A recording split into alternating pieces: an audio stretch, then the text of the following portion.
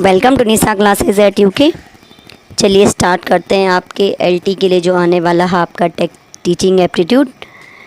और मैं आपको करवा रही थी एलटी 2021 में जो टीचिंग एप्टीट्यूड के क्वेश्चन पूछे गए थे वो मैं आपको करवा रही थी। 30 क्वेश्चन हमें पूछे गए थे, 17 क्वेश्चन मैंने आपको पिछली वीडियो में करवाए थे और बाकी क्वेश्चन मैं आपको आज कराऊंगी। और इसमें कुछ क्वेश्चन मैंने जो लिए हैं वो लेक्चरर जो इससे पहले हुआ था 2021 में प्रवक्ता का एग्ज़ाम लोक सेवा आयोग द्वारा जो आयोजित किया गया था, तो वहाँ पर भी 40 नंबर की आपकी टीचिंग एप्टीट्यूड पूछी गई थी। तो कुछ क्वेश्चन मैंने वहाँ से भी उठाए हैं, हो सकता है वो आपको काम आ जाएं। तो चलिए पहला क्वेश्चन देखते हैं। ये तो एलटी का ही क्वेश्चन है। विद्यार्थी द्वारा इतिहास कक्षा में सीखी गई अवधारणा का उपयोग हिंदी कक्षा में किया जाता है। कोई बच्चा इतिहास सीख रहा है, इतिहास कक्षा में उसने कोई अवधारणा सीखी और उसका उपयोग अगर वो हिंदी कक्षा में करता है तो यह किस चीज़ का उदाहरण है। 4 ऑप्शन दिए हैं यहाँ पे। ऋणात्मक अंतरण का, ऊर्ध्व अंतरण का, द्विपार्श्विक अंतरण का, धनात्मक अंतरण का। यानी नेगेटिव ट्रांसफ़र, नेगेटिव तो नहीं हो सकता है। वर्टिकल ट्रांसफ़र, वर्टिकल भी नहीं है ये। द्विपार्श्विक, बायलेटरल या धनात्मक अंतरण का। तो अगर वो इतिहास कक्षा में एक कक्षा में सीखी गई अवधारणा को दूसरी कक्षा में किसी और सब्जेक्ट की कक्षा में उसका प्रयोग कर रहा है तो यह आपका उदाहरण हो जाता है धनात्मक अंतरण का। तो यह क्वेश्चन ऑप्शन हमारा डी वाला बिल्कुल सही हो जाएगा। तो अब याद रखना है इस चीज़ को, अगर एक कक्षा में सीखी गई अवधारणा किसी और कक्षा में और विषय की कक्षा में यूज़ हो रही है तो ये हो जाएगा आपका धनात्मक अंतरण का उदाहरण। और जो ये आंसर हैं ये बिल्कुल जो आंसर की हमें आयोग द्वारा दी गई थी उसके आंसर के अनुसार है। ठीक है, नेक्स्ट क्वेश्चन देखते हैं। किसी परीक्षण में प्रश्नों की संख्या बढ़ा देने से, कोई टेस्ट है हमने क्वेश्चन उसमें बढ़ा दिए, ठीक है। टेस्ट में क्वेश्चन बढ़ा देने से क्या होता है, क्या वैधता घट जाती है? तो बिल्कुल वैधता घटती नहीं है, वैधता बढ़ जाती है, बढ़ सकती है। विश्वसनीयता बढ़ जाती है या विश्वसनीयता घट जाती है। तो किसी भी परीक्षण में हम प्रश्नों की संख्या बढ़ा देते हैं तो विश्वसनीयता क्या हो जाती है, यहाँ पर बढ़ जाती है। तो इस प्रकार ऑप्शन सी इसका बिल्कुल सही आंसर हो जाएगा। ठीक है ना। ज़्यादा क्वेश्चन पूछे जाएंगे तो जैसे अब इंटरव्यू हो रहा है आपका, ठीक, और आपको 2 क्वेश्चन पूछे फिर और क्वेश्चन पूछे, आपको जैसे जैसे क्वेश्चन आगे पूछते जाएंगे तो विश्वसनीयता क्या होती है, जैसे इन्वेस्टिगेशन भी होता है ना, तो जैसे जैसे क्वेश्चन की संख्या बढ़ती जाएगी तो विश्वसनीयता क्या हो जाएगी आपकी, बढ़ती जाएगी। तो इसका ऑप्शन सी इसका बिल्कुल सही आंसर हो जाएगा। नेक्स्ट तीसरा क्वेश्चन, व्यक्तिगत भिन्नता का ज्ञान शिक्षक के किस गुण से संबंधित है? तो शिक्षक का कोई गुण है तो वो किस कैटेगरी से बिलोंग करता है कि शिक्षक को अगर इंडिविजुअल डिफरेंस के बारे में पता है, अगर उसे व्यक्तिगत भिन्नता का ज्ञान है तो वो शिक्षक का कौन सा गुण है? तो इस क्वेश्चन का सही आंसर हो जाएगा आपका, उसका वैयक्तिक गुण भी नहीं होगा, बिल्कुल भी नहीं, सामाजिक गुण भी नहीं, यह उसका व्यावसायिक गुण या प्रोफेशनल क्वालिटी होगी जिसके माध्यम से या जिसके द्वारा शिक्षक को व्यक्तिगत भिन्नता का ज्ञान होता है। यह शिक्षक का कौन सा गुण आएगा, व्यावसायिक या प्रोफेशनल क्वालिटी आएगी। नेक्स्ट क्वेश्चन, चौथा नंबर क्वेश्चन देख लेते हैं। 4th वाला क्वेश्चन देख लेते हैं। मनोविज्ञान में, यानी मनोविज्ञान क्या जानता है आप, साइकोलॉजी, इन साइकोलॉजी व्यक्ति के किसी अन्य व्यक्ति के जैसा अपने को प्रदर्शित करना कौन सी रक्षा युक्ति के अंतर्गत आता है? कोई व्यक्ति है और वह स्वयं को किसी अन्य व्यक्ति के जैसे प्रदर्शित करता है तो यह कौन सी रक्षा युक्ति यानी कौन सी डिफेंस स्ट्रेटजी के अंतर्गत आता है? तो इस क्वेश्चन का सही आंसर क्या हो जाएगा आपका, तादात्म्यीकरण, यानी जिसको हम बोलते हैं आइडेंटिफिकेशन। ठीक है, प्रतिगमन नहीं है, प्रतिक्रिया निर्माण नहीं है और प्रक्षेपण भी नहीं है, बल्कि तादात्म्यीकरण जो रक्षा युक्ति है उसके अंतर्गत व्यक्ति क्या करता है, स्वयं को किसी दूसरे व्यक्ति जैसा अपने को प्रदर्शित करता है। तो यह क्या हो जाएगा आपका, तादात्म्यीकरण, और इसका इंग्लिश वर्जन है आइडेंटिफिकेशन। ठीक है, नेक्स्ट क्वेश्चन इसका देख लेते हैं। 5th क्वेश्चन, ऐसे व्यक्ति जो सीधे सीधे अपने क्रोध को व्यक्त नहीं कर पाते हैं, है ना, who can not directly express, अपना क्रोध है लेकिन अंदर दबा रहे हैं, क्रोध को एक्सप्रेस नहीं कर पा रहे हैं, तो वह व्यक्ति किस प्रकार के कहलाएंगे? गोलकाय, लंबकाय, धार्मिक या सुडौलकाय। तो इसका सही आंसर हो जाएगा आपका लंबकाय, और जिसको आप इंग्लिश में कहेंगे एस्थेनिक। कई बार क्या होता है ना कि हमें इंग्लिश में ही वर्ड दिए जाते हैं, आजकल इंग्लिश मीडियम के बच्चे ज़्यादा हैं, तो ये आपका एस्थेनिक। ठीक है, तो जो एस्थेनिक टाइप के लोग होंगे वो सीधे सीधे अपने क्रोध को व्यक्त नहीं कर पाएंगे, जिनको हम लंबकाय भी बोलेंगे। जो गोलकाय है इसकी इंग्लिश है आपकी पिकनिक। आप इंग्लिश भी याद रख लीजिएगा, काम आ सकती है। आपको धार्मिक तो पता होगा, रिलीजियस, और जो सुडौलकाय है ये होगा आपका एथलेटिक। अब तो आप पता कर सकते हैं कि एथलेटिक इसका आंसर नहीं हो सकता। तो जो अपने क्रोध को सीधे सीधे व्यक्त नहीं कर सकते वो हो जाएंगे लंबकाय या एस्थेनिक। नेक्स्ट क्वेश्चन पे चलते हैं। छठा क्वेश्चन, किसके अनुसार संप्रेषण हर उस वस्तु को कहते हैं जो कि उस संदेश का अर्थ व्यक्त करती है जिसे एक व्यक्ति से दूसरे व्यक्ति तक पहुंचाया जाता है। तो संप्रेषण की परिभाषा दी हुई है ये वाली कि संप्रेषण क्या है? एक संदेश जो एक व्यक्ति से दूसरे व्यक्ति तक पहुंचाया जाता है। और यह परिभाषा किसने दी थी? यह परिभाषा आपके दी थी ब्रूकर ने। ठीक है, तो यह परिभाषा हमें किसने दी? ब्रूकर ने। कौन सी? संप्रेषण हर उस वस्तु को कहते हैं जो कि उस संदेश का अर्थ व्यक्त करती है जिसे एक व्यक्ति से दूसरे व्यक्ति तक पहुंचाया जाता है। आप ध्यान से इन क्वेश्चन को पढ़िए क्योंकि प्रीवियस ईयर क्वेश्चन पूछे जाने की बहुत ज़्यादा संभावना रहती है। 30 क्वेश्चन में से 2-4 क्वेश्चन कुछ भी आ जाएं तो माइनस मार्किंग के टाइम पे 1-2 नंबर ही बहुत मायने रखते हैं। ठीक है, नेक्स्ट क्वेश्चन देख लेते हैं। मूल्यांकन का संबंध शिक्षण की किस अवस्था से है? जो मूल्यांकन है इसका संबंध, जिसको इवैल्यूएशन भी बोलते हैं, शिक्षण की कौन सी अवस्था है? क्या यह शिक्षण की पूर्व क्रिया अवस्था है? Pre active phase? नहीं, बिल्कुल भी नहीं है।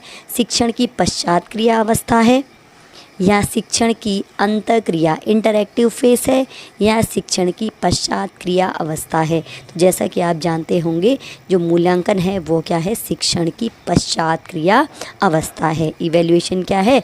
शिक्षण की यानी post active phase of teaching है। बाकी आपने मूल्यांकन डिटेल से पढ़ा ही होगा, लास्ट में तो आप अभी टेस्ट ही दे सकते हैं।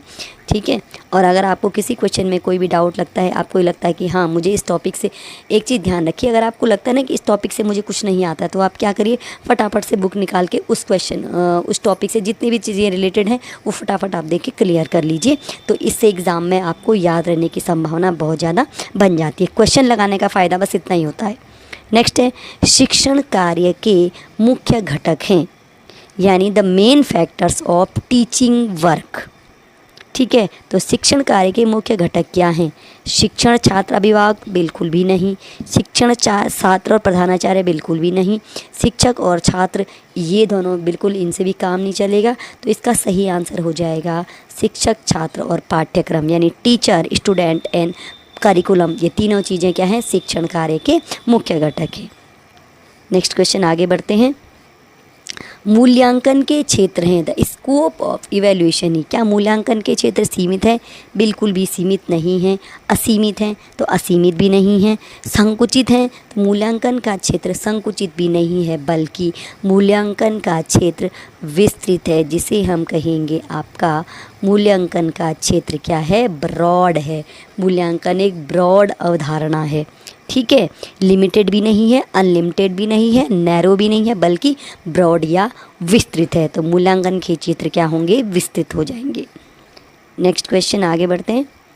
10वां क्वेश्चन, निम्नलिखित कथनों में से कौन सा सत्य नहीं है? अब ये क्वेश्चन 2-3 जो मैं आपको लास्ट में करवा रही हूँ, ये क्वेश्चन है लेक्चरर 2021 यूके लोक सेवा आयोग ने जो प्रवक्ता का स्क्रीनिंग कराया था उसमें जो क्वेश्चन पूछे गए वो मैं आपको करवा रही हूँ।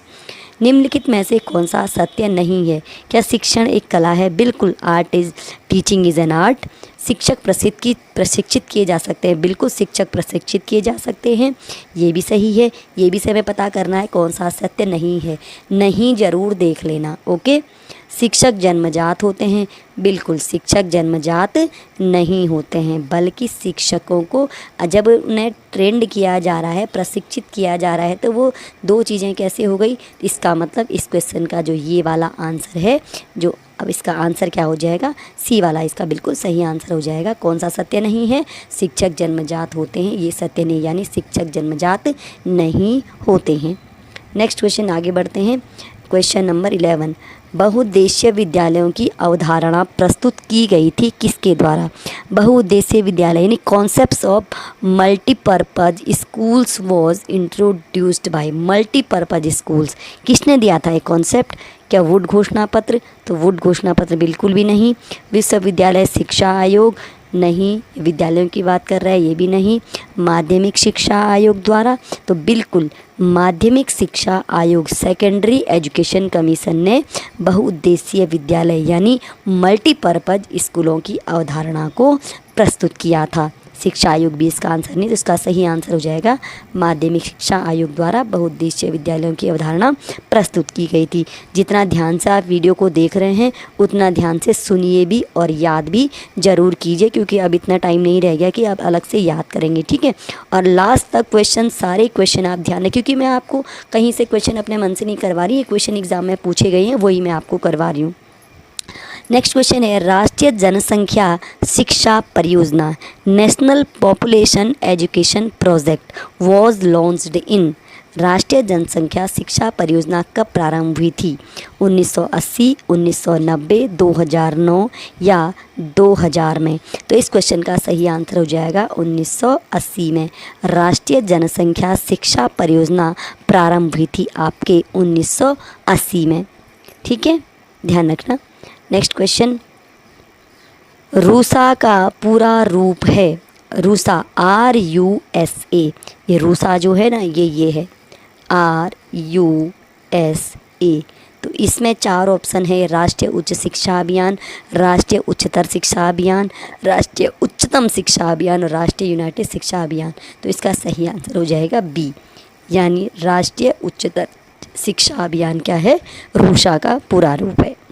आगे बढ़ते हैं। नेक्स्ट क्वेश्चन, कोठारी आयोग का गठन किया गया था? बहुत इंपॉर्टेंट, बहुत ही कॉमन क्वेश्चन, कभी भी किसी भी एग्जाम में पूछा जा सकता है टीचिंग के।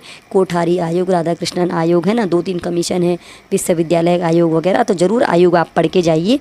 तो कोठारी आयोग का गठन सभी जानते होंगे किया गया था 1964 में। और एक क्वेश्चन पूछा गया था आपके लोक सेवा आयोग द्वारा, जो इस लेक्चरर की स्क्रीनिंग एग्ज़ाम हुई थी उसमें ये क्वेश्चन पूछा गया था।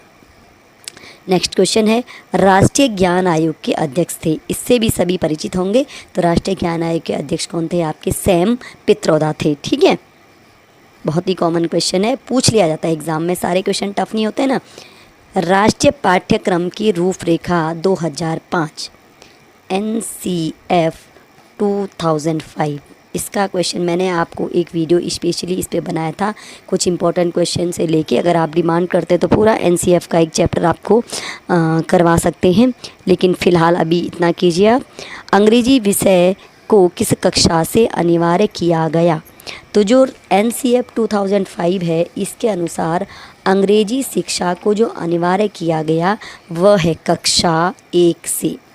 कक्षा 1 से अंग्रेजी विषय को अनिवार्य कर दिया गया, किसके अनुसार? NCF 2005 के अनुसार।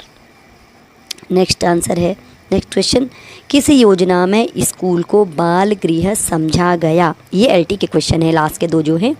किस योजना में स्कूल को बाल गृह समझा गया? In which plan school is considered as children home? 4 option आपके पास हैं, डाल्टन योजना, विन्नेटका योजना, ठेका योजना या मोरिसन योजना। तो इस क्वेश्चन का सही आंसर हो जाएगा डाल्टन योजना। डाल्टन योजना में स्कूल को बाल गृह समझा गया था। तो 17 क्वेश्चन मैंने आज आपको करवाए हैं और ये सारे क्वेश्चन एग्ज़ाम में पूछे गए। रिसेंटली जो एग्ज़ाम हुए यानी LT और लेक्चरर का, इससे पहले वाले टीचिंग जो एग्ज़ाम हुए उनमें ये क्वेश्चन पूछे गए हैं।